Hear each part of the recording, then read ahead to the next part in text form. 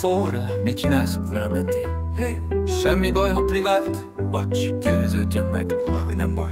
Életed két oldalas óra, két lapon, mint az élmény. Melyik oldalt kapom óra, melyik oldalon állsz? Szóval mit csináltál? A szennyeződéseidre fény derült. Miért gyorsítottál fel azon a hegyen, amíg a fékek le nem mentek? És valaki látott téged verekedés közben, igazam van. Nem számít neked, hogy kapsz-e fejet vagy farkat, csak nem szeretsz állandóan lapozni.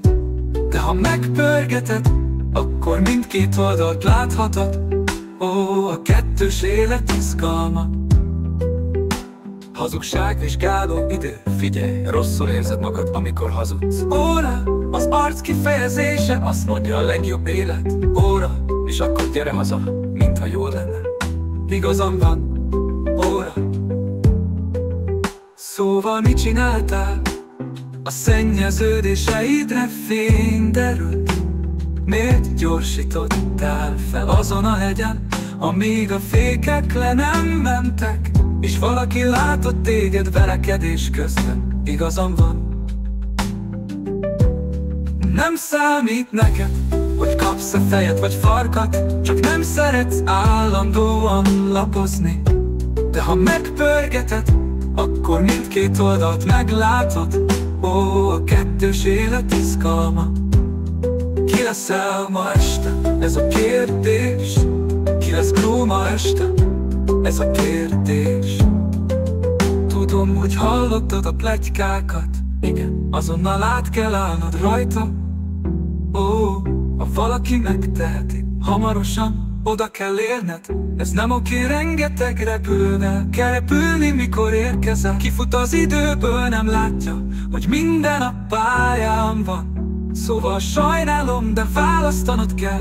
Egy oldalt soha nem tudhatod, mikor jön el az ideje, hogy menj oldalra, és hová fogsz az életben kötni.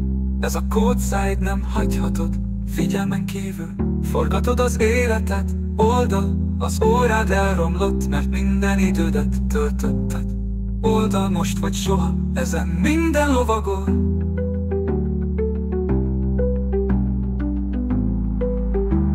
Oldal mielőtt a pörgés leáll, ki kell választanod egy oldalt. Ki leszel ma este? Ez a kérdés. Ki lesz Gru ma este? Ez a kérdés. Ki leszel ma este? Ez a kérdés. Ki lesz Gru ma este?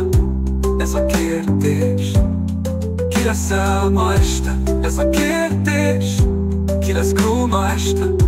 Ez a kérdés.